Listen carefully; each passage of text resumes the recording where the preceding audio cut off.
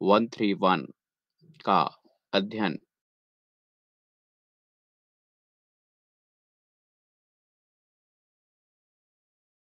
कि कंज्यूमर जो बिहेवियर उपभोक्ता व्यवहार है, उसके सिद्धांत क्या हैं और उपयोगिता क्या है? उपयोगिता के साथ-साथ जो है वांट, यूटिलिटी और उपभोग, संतुष्टि में क्या संबंध है और हम उपयोगिता को किस प्रकार से उसका मापन करते हैं।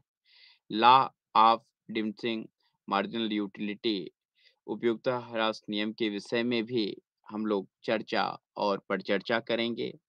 इसकी क्या सीमाएँ हैं और यह जो नियम है, ये कहाँ-कहाँ पे जो है कई बार लागू नहीं होता।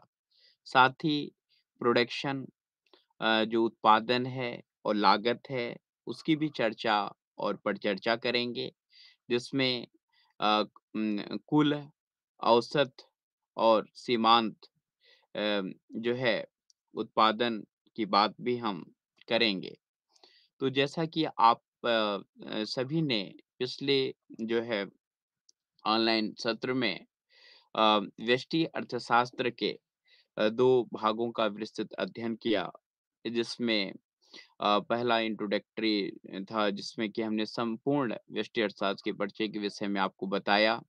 उसके बाद जो है माँग का नियम और पूर्ति से संबंधित विभिन्न पक्षों पे चर्चा और परिचर्चा हुई और आज जो है उपयोगिता और उसके बाद उत्पादन और उसके बाद लागत। 3 बहुत ही महत्वपूर्ण जो है व्यष्टि अर्थशास्त्र के पहलुओं पे चर्चा और परिचर्चा आज हम करेंगे।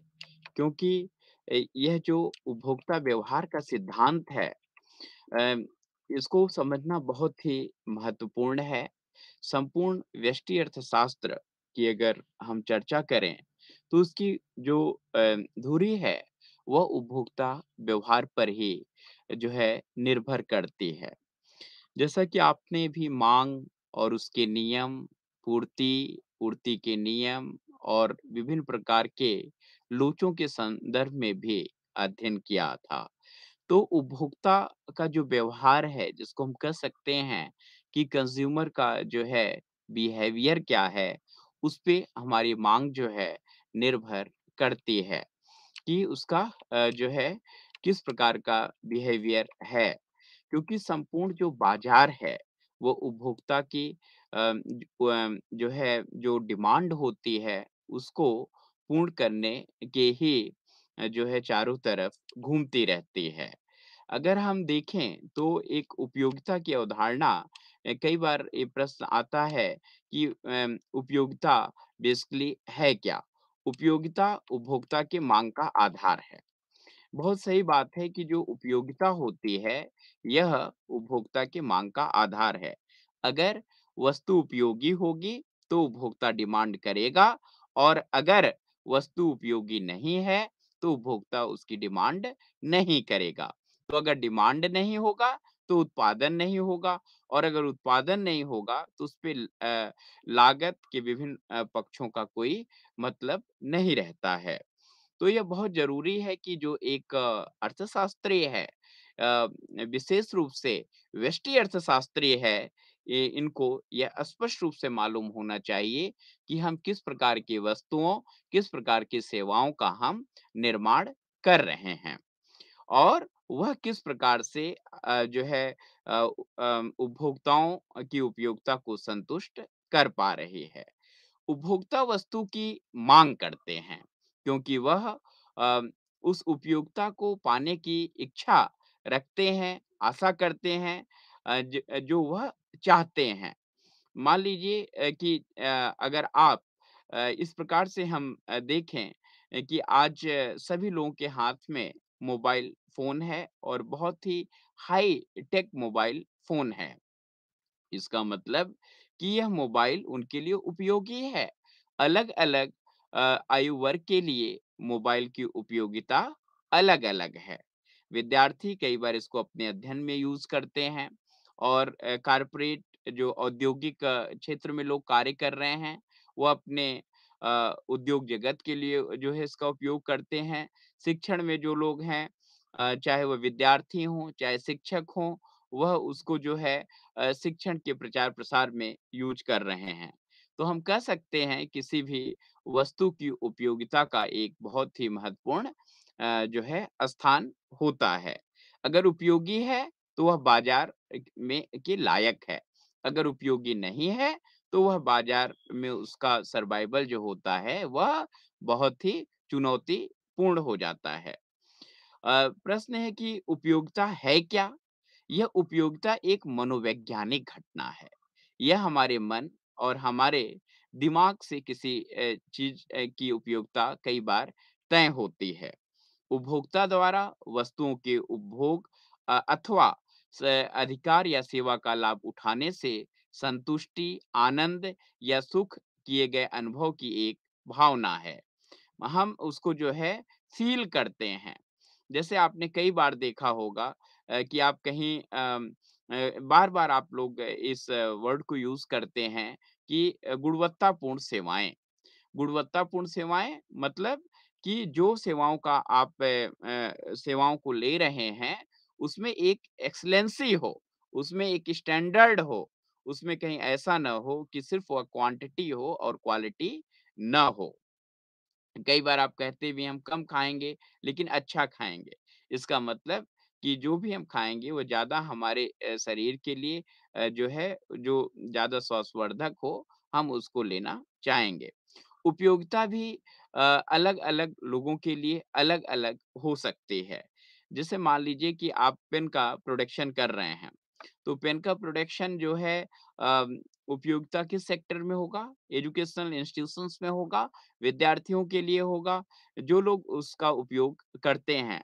लेकिन अगर आप जो है उसको ऐसे लोगों के बीच ले जाते हैं, जो उसका उपयोग ही नहीं करते, जहाँ पे साक्षरता है ही नहीं, तो वहाँ पे उपयोगिता उसकी कम हो सकती है।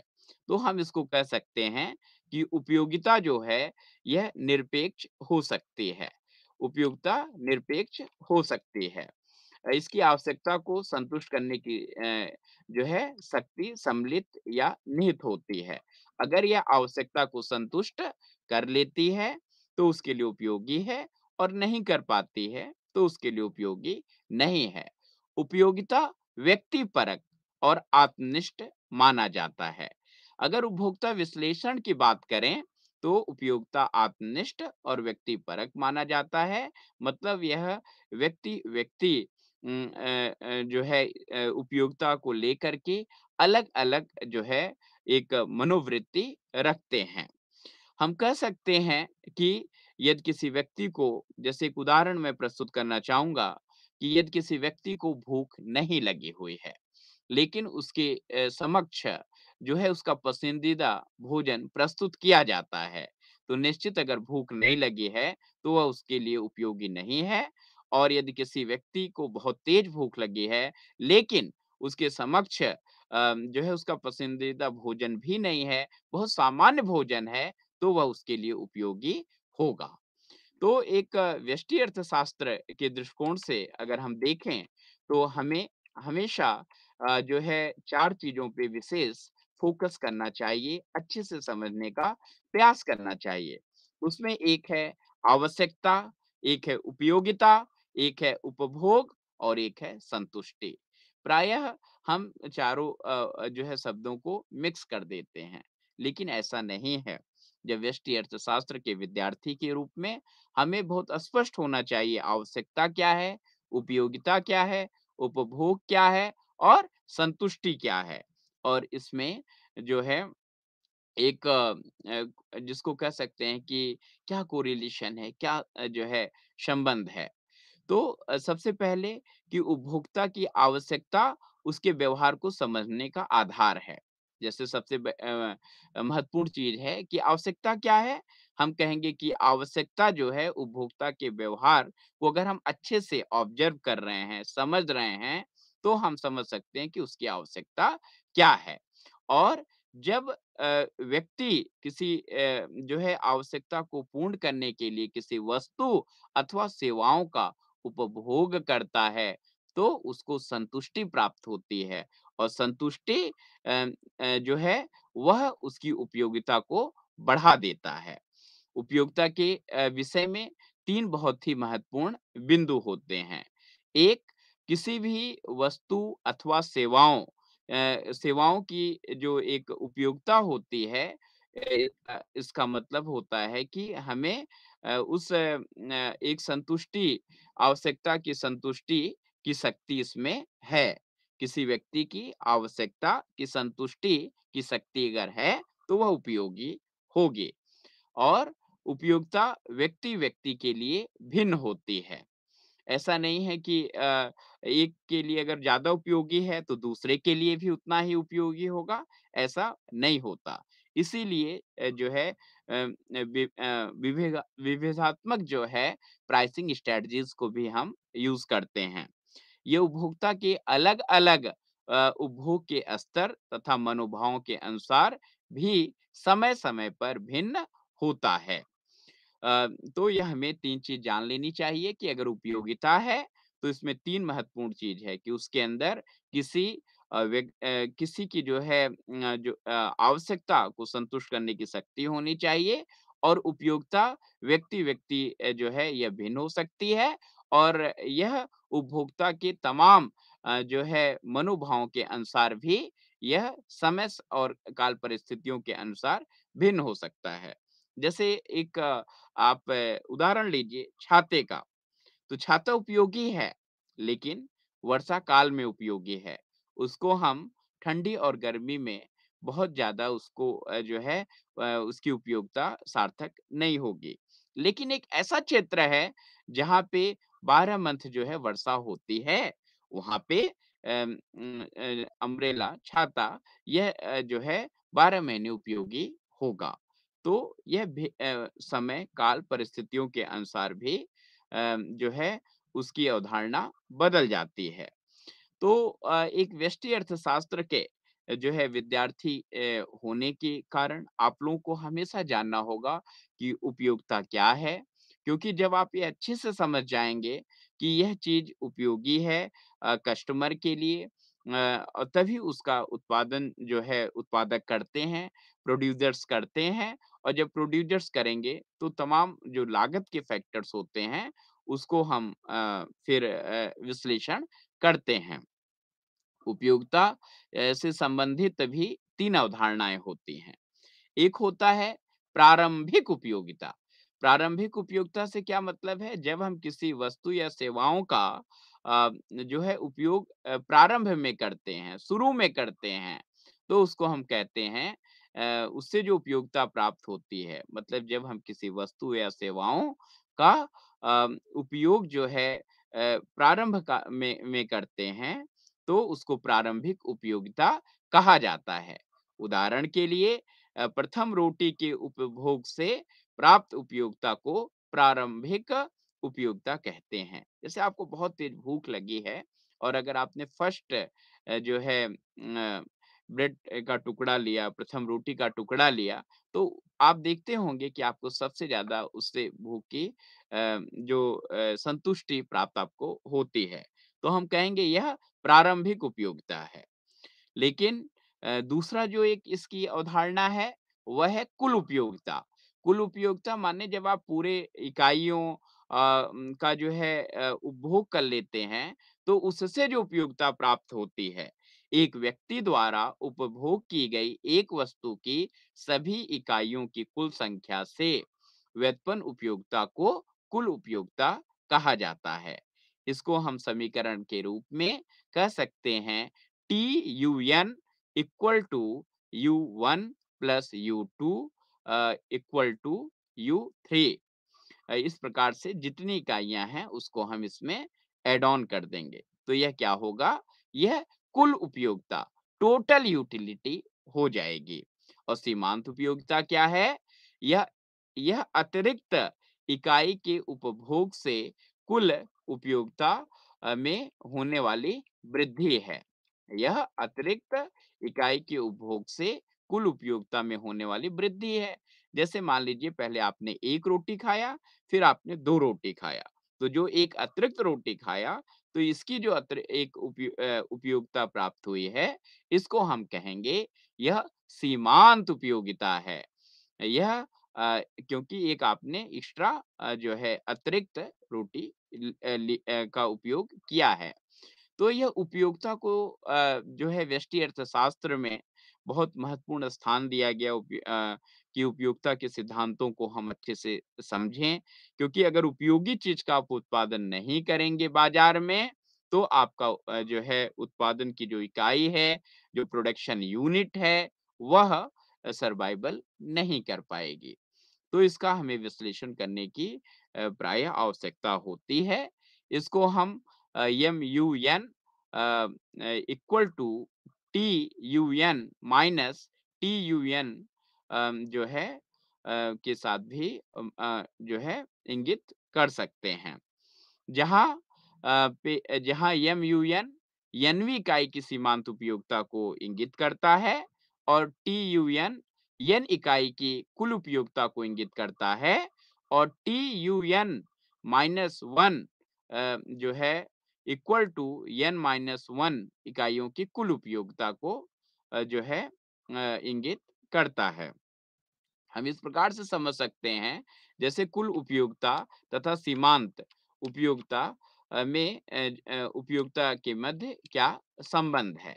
कुल उपयोगिता तथा सीमांत उपयोगिता, जिसको हम कह सकते हैं टोटल यूटिलिटी और मार्जिनल यूटिलिटी के मध्य संबंध हमको जानना होगा। जैसे एक वस्तु की इकाई है क्रमशः 1, 2, 3, 4, 5 और 6, ये कोई भी वस्तु या सेवा हो सकती है। अगर एक तरफ हम उसकी कुल उपयोगिता को लिखते हैं, जैसे जब हम एक इकाई का उपयोग करते हैं तो हमको उपयोगिता 6 मिलती है। 2 को इकाइयों का अगर हम उपभोग करते हैं तो हमको 10 मिलती है और अगर हम 3 इकाइयों का उपभोग करते हैं तो हमें कुल उपयोगिता 12 मिलती है और अगर हम 4 इकाइयों का उपभोग करते हैं तो हमको 12 मिलती है और 5 इकाइयों का उपभोग करने पे 10 और अगर हम 6 इकाई का जो है 6वीं इकाई का भोग करते हैं तो 6। आप देख रहे हैं क्रमशः इकाइयाँ आपकी बढ़ती गईं। पहली इकाई, दूसरी इकाई, तीसरी इकाई, चौथी इकाई, 5वीं इकाई और 6वीं इकाई। 6 इकाइयों का आपने क्रमशः उपभोग किया है और उपयोगिता का अगर आप ग्राफ देखें तो 6, 10, 12, 12, 10 और 6। तो अगर हम इसकी सीमांत उपयोगिता को जो है ध्यान से देखें, तो जब आप एक अतिरिक्त सीमांत उपयोगिता क्या है? जब एक अतिरिक्त इकाई का आप उपयोग करते हैं, तो उसको सीमांत उपयोगिता कहते हैं। तो जब एक ही इकाई का आपने उपयोग किया, तो जो है आपकी सीमांत उपयोगिता 6 होगी और जब कुल उपयोगिता आपकी 10 थी और जब आपने दूसरी इकाई का जो है उपभोग किया तो आपकी कुल उपयोगिता 10 थी। लेकिन जब प्रथम का आपने उपभोग किया था तो आपकी उपयोगिता 6 थी। तो इस समय आपकी सीमांत उपयोगिता क्या हो जाएगी? 10 में से जब आप 6 घटा देंगे तो 4 जो है वह सीमांत उपयोगिता आपकी हो जाएगी।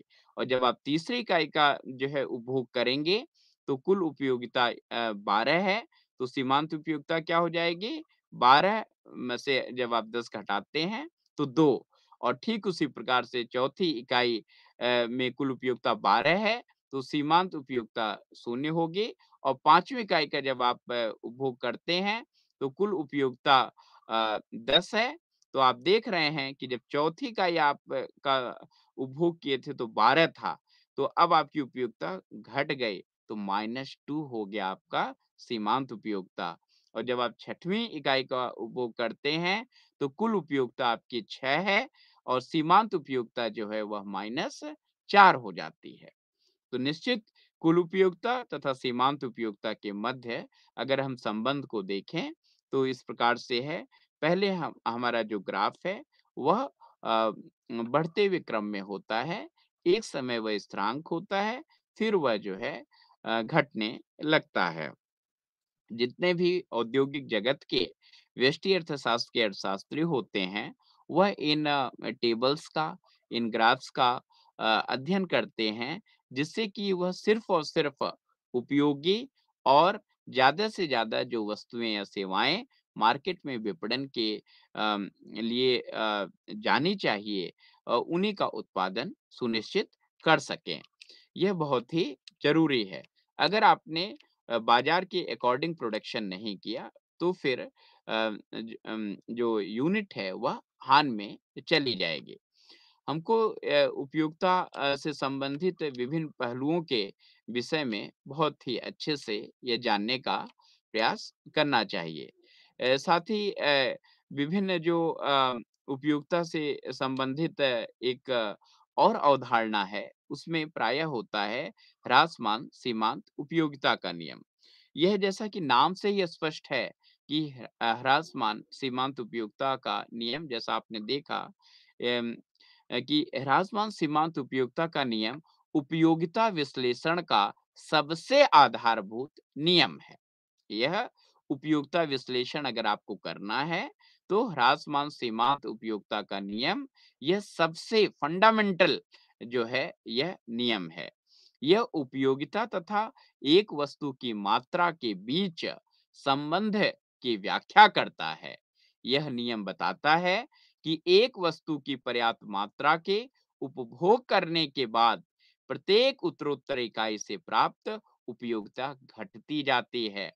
यदि सभी दूसरी वस्तुओं का उपभोग यथावत रहे अ, इसमें एक उदाहरण भी लिया गया है यदि एक व्यक्ति भूखा है वह पहली रोटी का उपभोग करता है तो उसे उच्च उपयोगिता मिलेगी क्योंकि इससे उच्च स्तर की संतुष्टि मिलेगी जैसे ही वह अधिक और अधिक रोटियों का सेवन करता जाता है तो प्रत्येक उत्तरोत्तर इकाई से उत्पन्न उपयोगिता घटती जाएगी समय के एक बिंदु के बाद जब व्यक्ति संतुष्ट हो जाता है तो वह अधिक खाने के लिए तैयार नहीं होगा यहाँ उपयोगिता शून्य होगी रोटी का उपभोग आगे जारी रखा जा सकता है तो व्यक्ति को नकारात्मक उपयोगिता या अनुपयोगिता जिसको तुष्टिहीनता प्राप्त होगी यह एक तालिका के द्वारा मैं आप लोगों को बताना चाहूंगा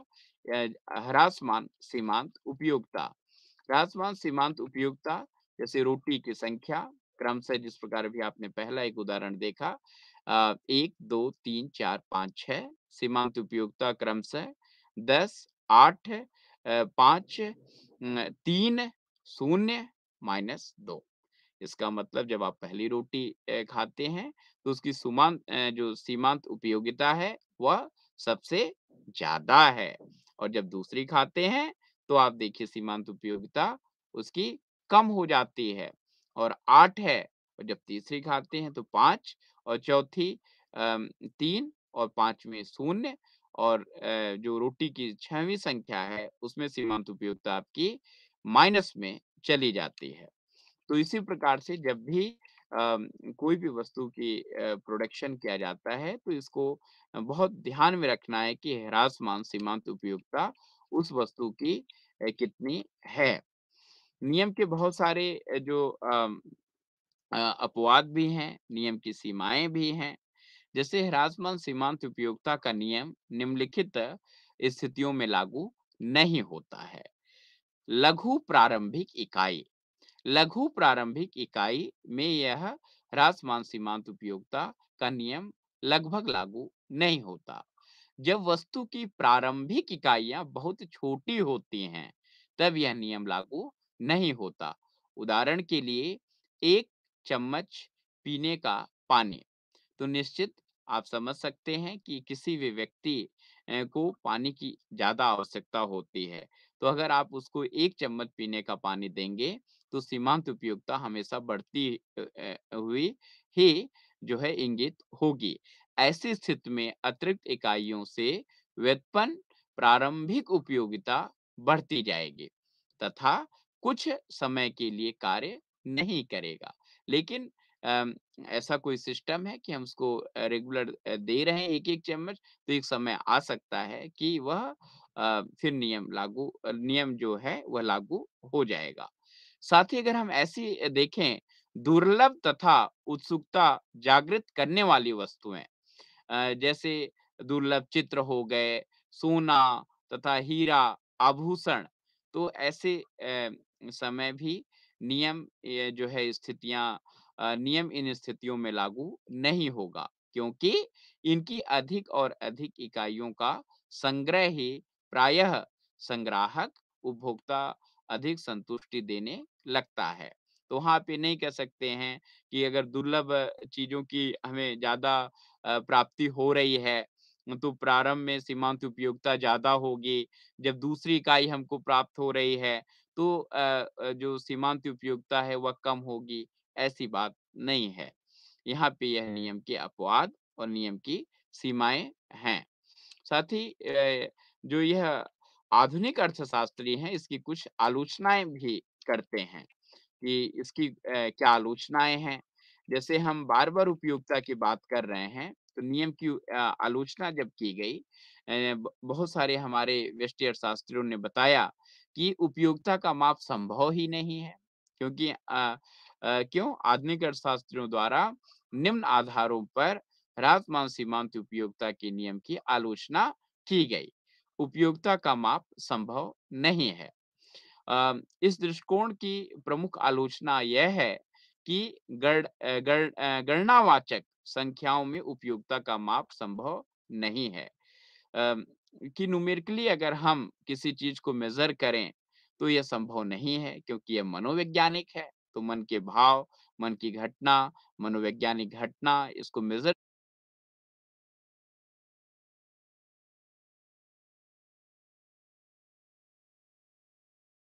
लेकिन मैं यहाँ पे अपने लर्नर्स को बताना चाहूँगा अर्थशास्त्र में जब हम एक सिद्धांत को पढ़ते हैं, तो निश्चित उसके अपवाद को पढ़ते हैं और उसके आलोचनाओं को पढ़ते हैं। हमें बस आलोचनाओं को, अपवाद को ध्यान में रखना पड़ता है, लेकिन जो सिद्धांत हैं, उसपे हमारे व्यष्टि अर्थशास्त्र के अर्थशास्त्री प्रायः तमाम आर्थिक निर्णय लिया करते हैं। तथा लिया करते हैं। तो हम कह सकते हैं कि उपयोगिता का माप संभव नहीं है। उपयोगिता एक मनोवैज्ञानिक घटना है तथा इस प्रकार मात्रात्मक पदों में इसका मापन संभव नहीं है। वास्तविक जीवन में हम केवल शब्दों में ही एक उत्पाद की उपयोगिता का वर्णन कर सकते हैं।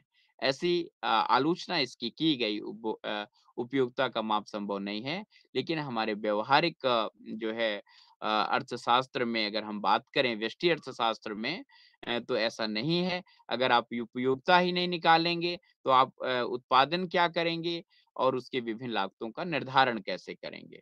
तो नहीं उपयोगिता का जो है मेज़रमेंट संभव है कि कौन-सी चीज़ें किसके लिए कितनी उपयोगी हैं। मुद्रा की सीमांत उपयोगिता स्थिर नहीं रहती।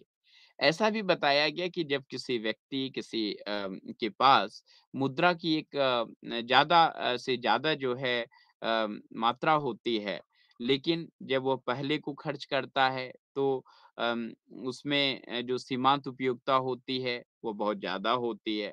लेकिन यहाँ पे उसको देखा जाए तो नियम की आलोचना की गई। अगर किसी व्यक्ति के पास बहुत ज़्यादा धन संग्रह है या धन है, तो वह जब पहले या कुछ इकाइयों का खर्च करता है, तो उसको सीमांत उपयोगिता मिलती है। लेकिन जो उसके पास मुद्रा का भंडारण कम हो जाता है, तो कम होने पे जब वह पुनः खर्च करता है अपने मुद्रा को किसी वस्तु सेवाओं को क्रय करने के लिए, तो सीमांत उपयोगिता निरंतर बढ़ती रहती है। ऐसा नहीं है कि वह घट जाती है। तो गणनावाचक अर्थशास्त्री मानते हैं कि मुद्रा की सीमांत उपयोगिता पूर्णतया स्थिर रहती है। यद्यपि जब एक व्यक्ति मुद्रा का प्रयोग करता है, तो मुद्रा का भंडार कम हो जाता है, जो शेष भंडार की उपयोगिता में वृद्धि होती है। उपयोगिता हमेशा स्वतंत्र नहीं होती। यह भी है कि ये भी एक पॉइंट नियम की आलोचना की गई कि उपयोगिता हमेशा स्वतंत्र नहीं होती है। कभी-कभी अन्य वस्तुओं के द्वारा एक वस्तु की उपयोगिता प्रभावित होती है। कई बार उपभोक्ता संबंधित वस्तुओं के समूह के उपभोग को अधिक पसंद करता है। उदाहरण के लिए हम कह सकते हैं जैसे चाय के साथ बिस्कुट या नमकीन पसंद कर सकते हैं। तो इसका मतलब यह हुआ कि एक चीज़ का जो उपयोग है, वह दूसरी चीज़ को प्रभावित करता है। तो यह कोई जो है इंडिपेंडेंट वेरिएबल इंडिपेंडेंट कई बार नहीं होते हैं। ये दूसरे वस्तुओं पे निर्भर करते हैं। जैसे मैं आपको बताना चाहूँगा अगर ज़्यादा से ज़्यादा गाड़ियाँ बिकेंगी, चाहे वो टू व्हीलर होंगे, चाहे फोर व्हीलर होंगे, तो निश्चित डीज़ल है, पेट्रोल है या जो ईंधन के वैकल्पिक स्रोत हैं, उनका प्रोडक्शन और उनका सेल्स भी बढ़ेगा। अवास्तविक मान्यताएँ, इस पे भी एक बल दिया गया कि यह अवास्तविक मान्यता है। नियम अनेक अवास्तविक मान्यताओं पर आधारित है।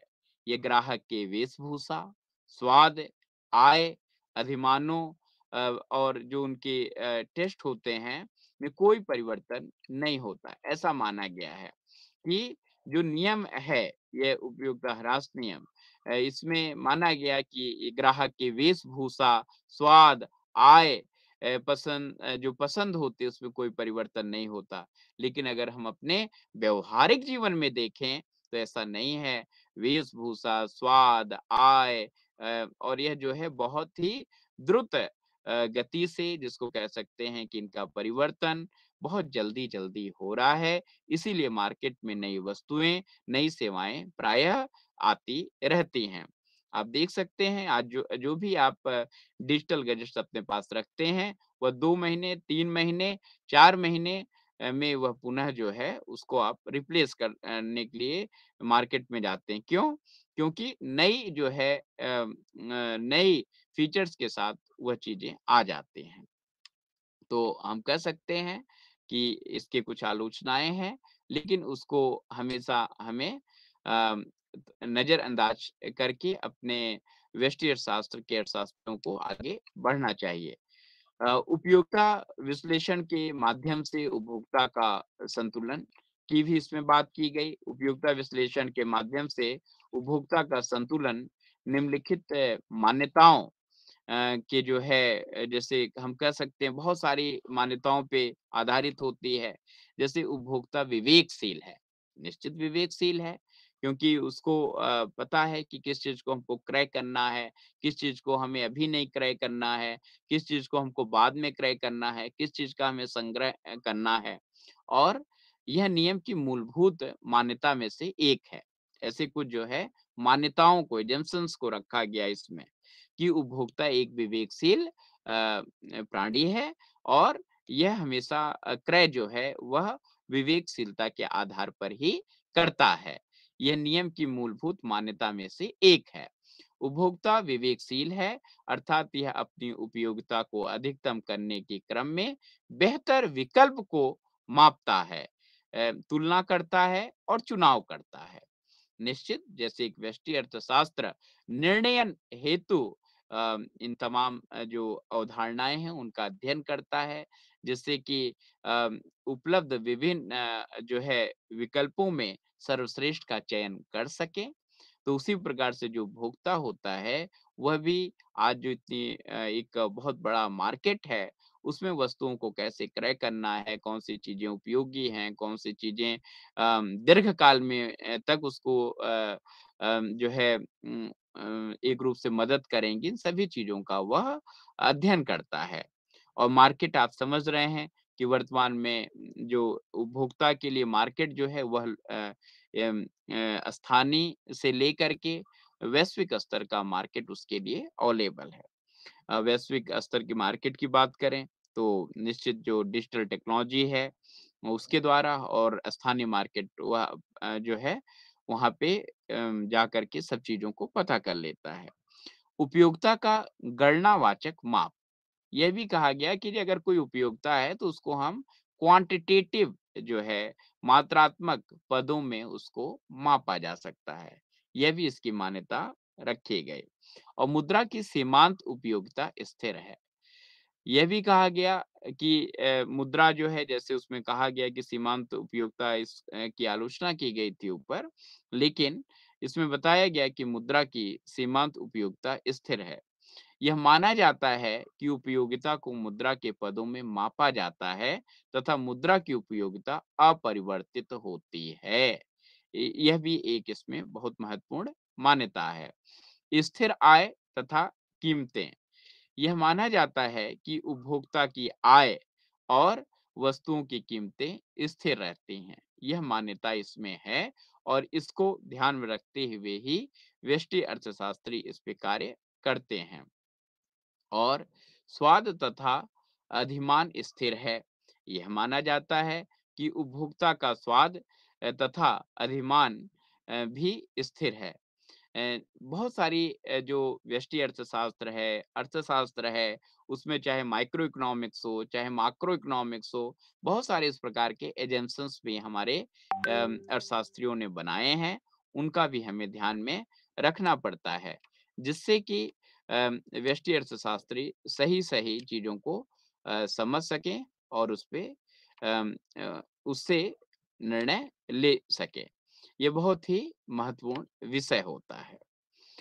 साथ ही जो एक ह्रासमान सीमांत उपयोगिता के नियम की सहायता से मांग वक्र की व्युत्पत्ति, इसमें बहुत संक्षिप्त में आपको बताना चाहूँगा कि मार्शल ने माना कि विभिन्न वस्तुओं के उपयोगिता फलन एक दूसरे से स्वतंत्र होते हैं।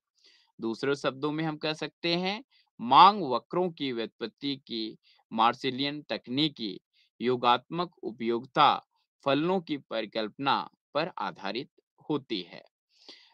तो ये जितने भी उपयोगिता का जब आप अध्ययन कर लेते हैं, तो उपयोगिता के बाद का एक बहुत महत्वपूर्ण जो कॉन्सेप्ट है हमारे व्यष्टि अर्थशास्त्र में, वह होता है आपका उपयोगिता हो गई, उसके बाद प्रोडक्शन होता है। तो आइए मैं आप लोगों को अब प्रोडक्शन पे भी संक्षिप्त जो है बताता हूँ कि किस प्रकार से यह कार्य करता है। जिसमें अम, जिसमें आपको पढ़ना क्या है, आज जो चर्चा हम नेक्स्ट पार्ट में कर रहे हैं, वह है production and cost, total, average, marginal product. तो प्रोडक्शन एंड कॉस्ट, उत्पादन और लागत। उत्पादन और लागत, ये बहुत ही जो आज जो 3 कॉन्सेप्टों को हमने लिया, उपयोगिता क्या है, उसके बाद उत्पादन क्या है, उसके बाद लागत क्या है, इन तीनों चीज़ों में अब हम जो है संक्षिप्त जो है डिस्कशन करेंगे प्रोडक्शन और कॉस्ट पे, कि टोटल, एवरेज और मार्जिनल प्रोडक्ट की भी इस पे बात करेंगे।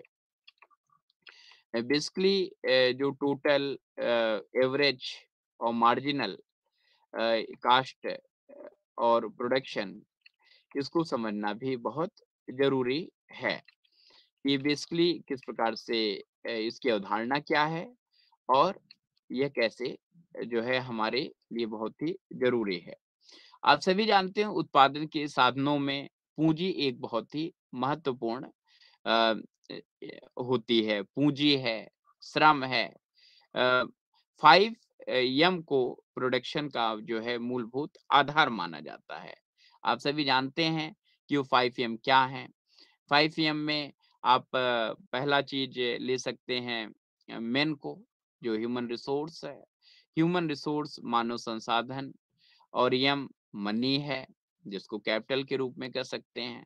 यम मशीन है, जो बिना मशीन के रॉ मटेरियल को हम फर्निश्ड गुड्स में कन्वर्ट ही नहीं कर सकते हैं। और एक जो है यम है, मेथड्स है। अ, और यम जो है एक मैनेजमेंट भी है।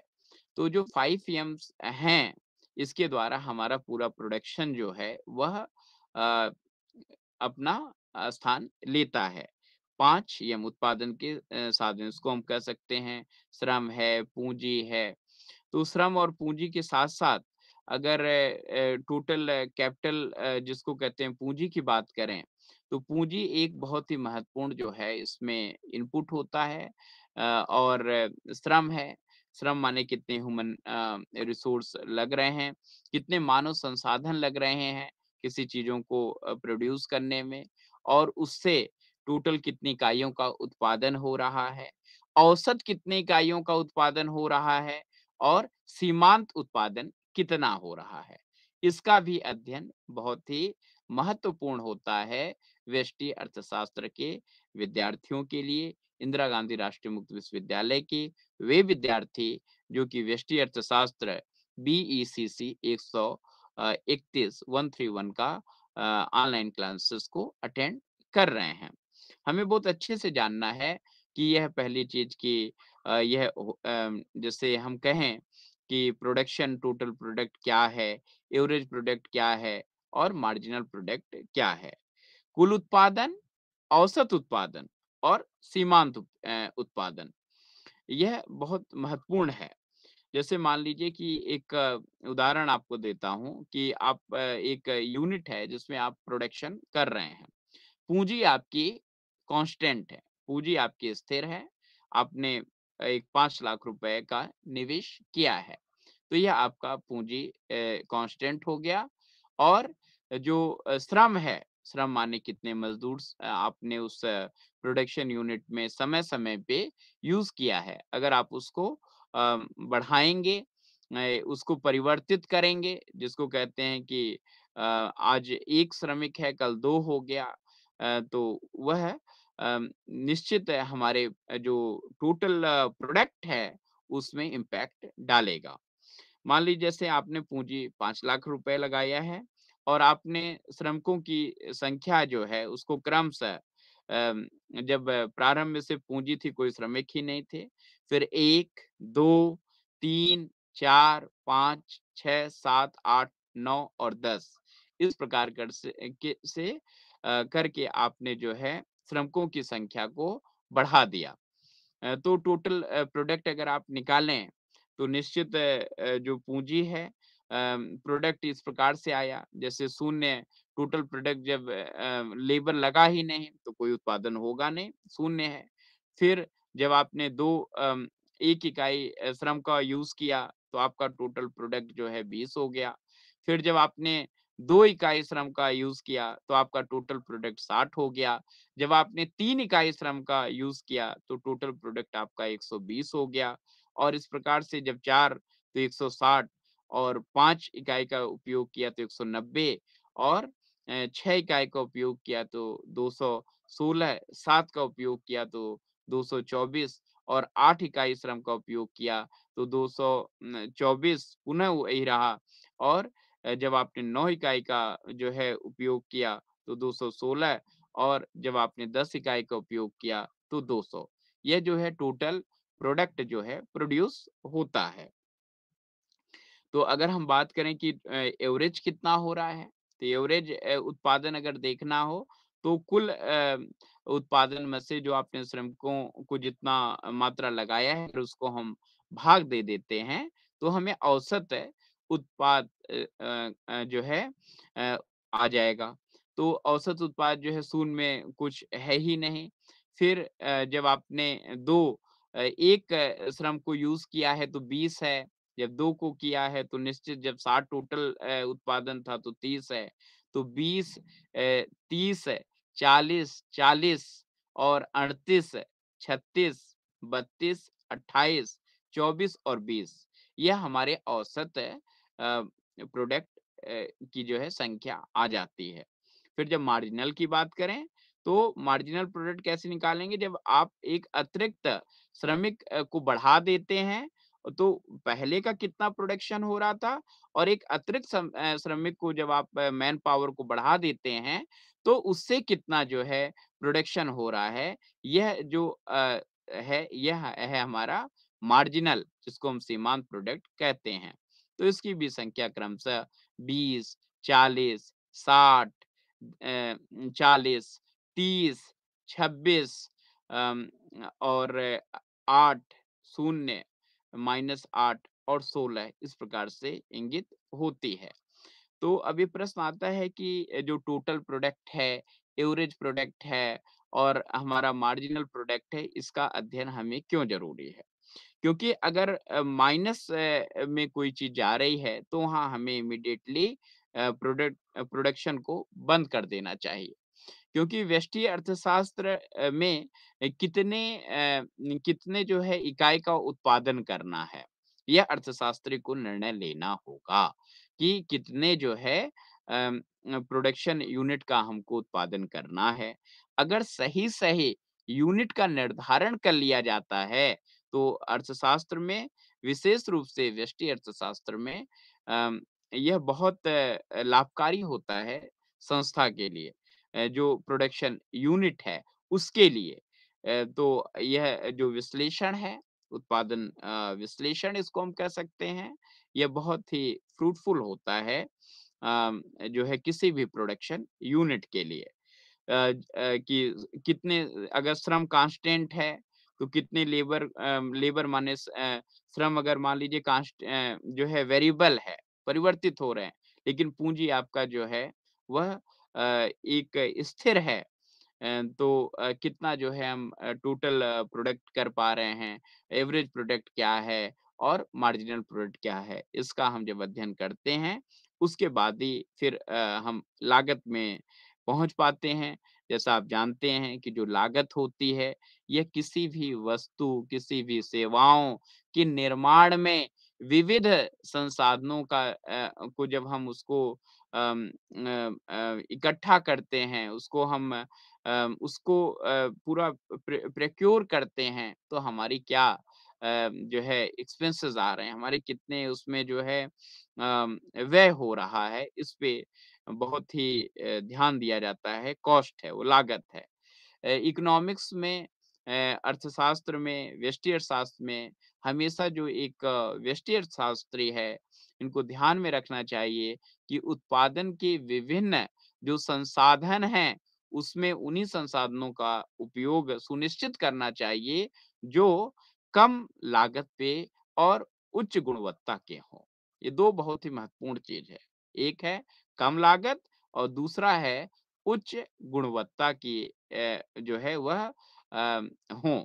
तो इसके लिए आप निश्चित समझ सकते हैं कि जैसे किसी भी वस्तु या सेवाओं को निर्माण में करने के लिए बहुत प्रकार की जो है चीज़ें जिसको कहते हैं कि इनपुट्स अवेलेबल होते हैं हमारे सोसाइटी में, हमारे मार्केट में, तो व्यष्टि अर्थशास्त्री को जानना चाहिए कि किसकी क्या लागत है और लागत भी किसकी कम है और उसका आउटपुट जो है, वह किसका बहुत बढ़िया है। ऐसे चीज़ों को उसको जो है अपने उत्पादन में इन्वॉल्व करना चाहिए। क्योंकि लागत जो है जैसे अभी आपने पूरे व्यष्टि अर्थशास्त्र में एक क्रम को देखा होगा कि सबसे पहले हम माँग को निर्धारित कर रहे थे। माँग जब निर्धारित हो गया, तो हमने उसको पूर्वानुमान लगाना शुरू किया कि कितना जो है हमारा यूनिट सेल आउट होने की जो है संभावनाएँ हैं। उसके बाद जब हम आगे बढ़े, तो उसकी उपयोगिता पे भी हम कंसंट्रेट किए और फिर उपयोगिता के बाद जो है उसके उत्पादन के बाद जो है उसकी लागत। तो लागत का बहुत ही महत्वपूर्ण रोल है। जैसे लागत में अगर हम बात करें, तो एक होती है स्थिर लागत और एक होती है परिवर्तनशील लागत। तो जब कोई भी प्रोडक्शन स्टार्ट किया जाता है, तो कुछ स्थिर लागत होती हैं। वह प्रारंभिक अवस्था एक निश्चित सीमा तक वह हमेशा फिक्स्ड ही होंगी, जिसको हम फिक्स्ड कॉस्ट भी कहते हैं और कोई भी उत्पादन इकाई जो होती है, वह फिक्स्ड कॉस्ट को ध्यान में रखती है। जैसे मान लीजिए कि आप नया प्लांट लगाए हैं, तो नए प्लांट में निश्चित जब आप कोई प्लांट ओपन करते हैं, तो उस प्लांट में जैसे इलेक्ट्रिक का कनेक्शन लेते हैं, उनके वाटर का जो आप बिल देते हैं, उसके बाद जो कुछ फिक्स्ड चीज़ें हैं, जैसे कुछ आपने एम्प्लॉइज़ को शुरू में रखा है, जो कि बहुत ही मिनिमम रिक्वायरमेंट होती है उसको स्टार्ट करने की, तो इनका तो निश्चित जो है मंथ में आपको वेतन देना ही है, बिल देना ही है, तो ये फिक्स्ड कॉस्ट होते हैं। लेकिन कई बार जो प्रोडक्शन होते हैं कि कितने यूनिट का हमें उत्पादन करना है, कितने हमारे श्रमिक इसमें जो है इन्वॉल्व होंगे, यह कई बार हमारे पास जो है मार्केट के डिमांड के अकॉर्डिंग जो है यह तय होता है। ऐसा नहीं है कि हमने फिक्स कर दिया कि 1000 यूनिट ही प्रोडक्शन होगा। 1000 यूनिट जो प्रोडक्शन हो रहा है वह विपणन टीम बताती है कि हाँ, वह सेल आउट हो पा रहा है और अगर सेल आउट हो रहा है तो फिर ट्रेंड एनालिसिस आपने पहले चर्चा किया था कि जो मांग पूर्वानुमान है उसके अकॉर्डिंग क्या वह बढ़ रही है कि घट रही है, ऐसे भी हमें एनालिसिस करने पड़ते हैं।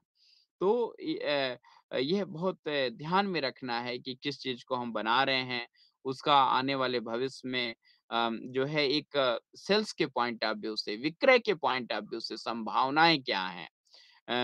तो वह वेरिएबल हो गया, वह परिवर्तनशील हो गया कि कितनी इकाइयों का हमको जो है देना है, कितनी देना है। जैसे एक छोटा-सा एग्ज़ाम्पल लीजिए, आप सभी जो लर्नर्स सुन रहे हैं मान लीजिए कि जैसे त्योहार के जो फेस्टिवल सीज़न्स होते हैं अम, उसमें आप देखते होंगे कि कोई भी स्वीट की दुकान है, तो वहाँ पे स्वीट की डिमांड बढ़ जाती है।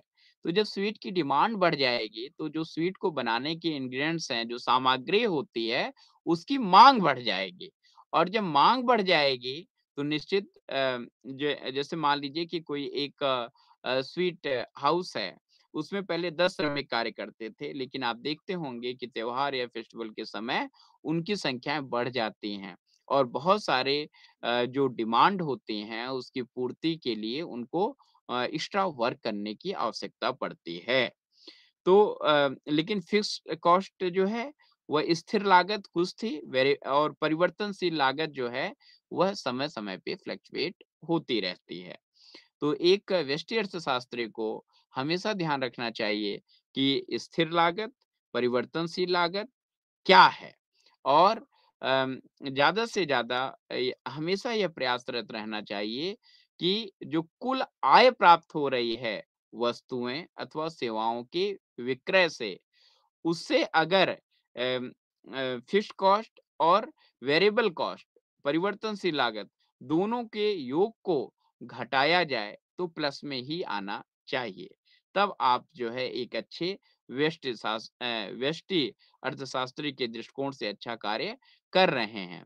अन्यथा आपकी जो उत्पादन इकाई है वह हानि में चली जाएगी और हानि में जाने वाली इकाइयाँ बहुत लंबे समय तक बाजार में नहीं बनी रह सकती हैं।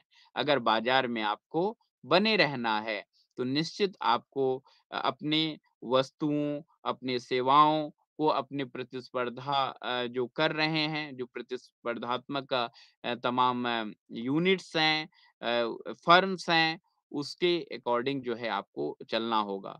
अगर उन्होंने किसी वस्तु या सेवाओं का मूल्य ₹10 रखा है, तो निश्चित आपको ₹11 तो नहीं रखना होगा, ₹10 रखना होगा।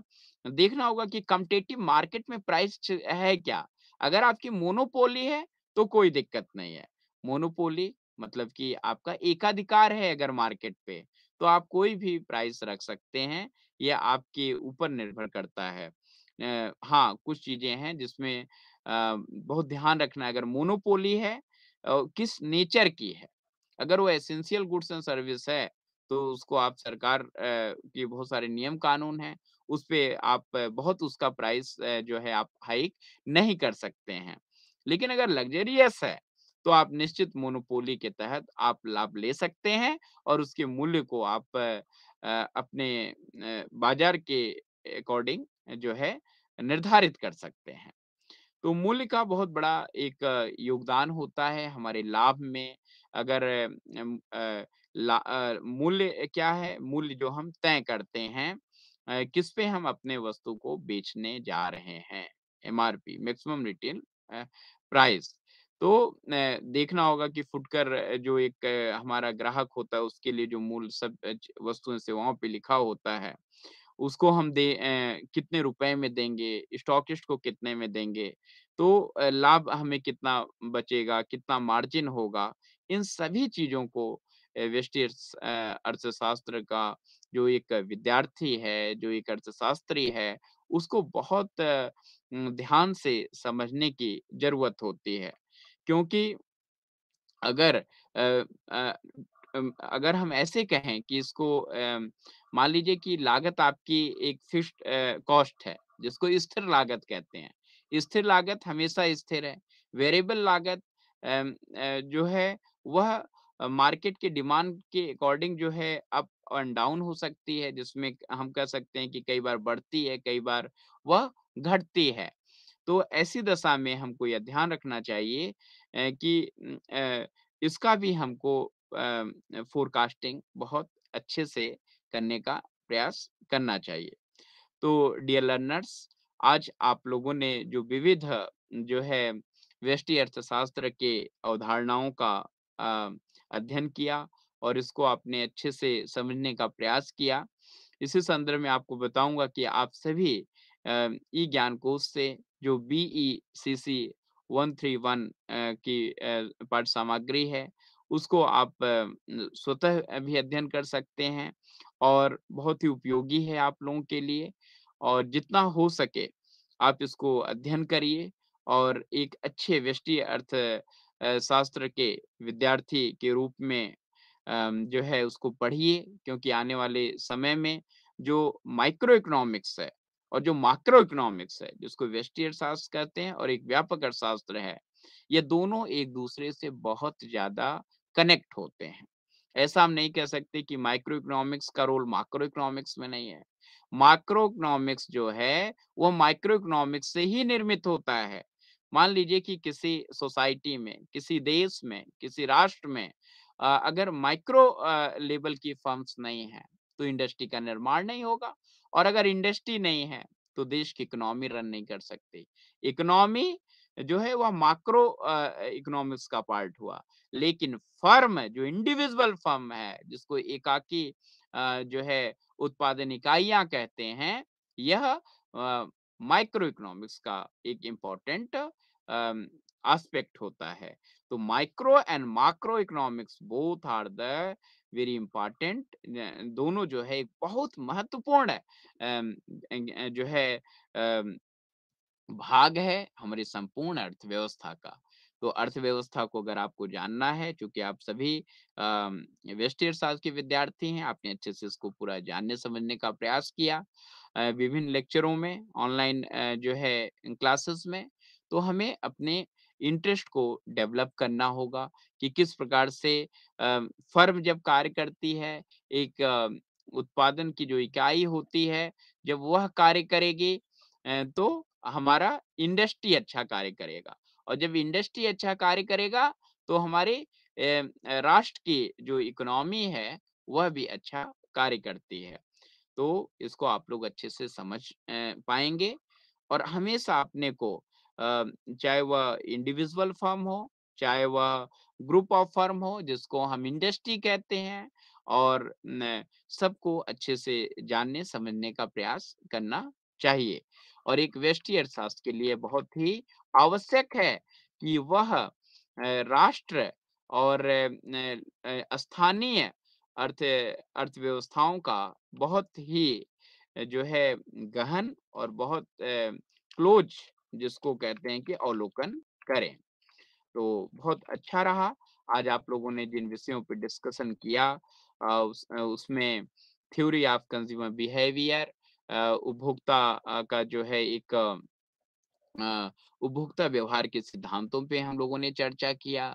उपयोगिता और उपयोगिता के साथ-साथ जो है वांट है, यूटिलिटी है, संतुष्टि है, उपयोगिता है, इसके बीच संबंध क्या हैं और साथ ही आपने जो है उसके जो विभिन्न और भी एस्पेक्ट थे उस पे भी अध्ययन किया। साथ ही उत्पादन और लागत से भी संबंधित विविध पहलुओं को आपने जानने का आज जो है प्रयास किया है। क्योंकि जो व्यष्टि अर्थशास्त्र है, यह पूरे एक इंडिविजुअल इकाई के संपूर्ण अर्थ चक्र को जो है बताने का एक माध्यम है। अगर आपको एक इंडिविजुअल इकाई को अच्छे से जानना है, तो व्यष्टि अर्थशास्त्र के विभिन्न जो है एस्पेक्ट को हमको पढ़ना होगा। आज आप लोगों ने जॉइन किया, इसके लिए बहुत-बहुत